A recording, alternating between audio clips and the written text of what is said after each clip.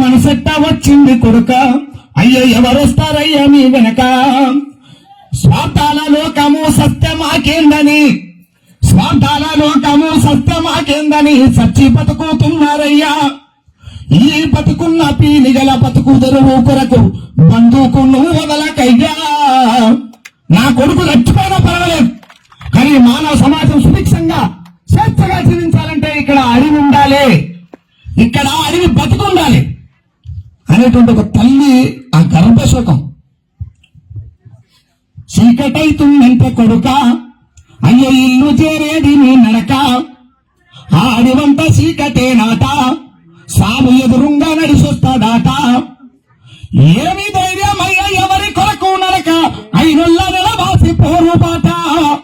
ఆ టైంలో తల్లి ఒక మాట అంటది, నువ్వు తండ్రివైనా కొడుకన్ననుగంటే నీ ఏను పట్టుకొని నేనొత్తు అన్నాలెంట.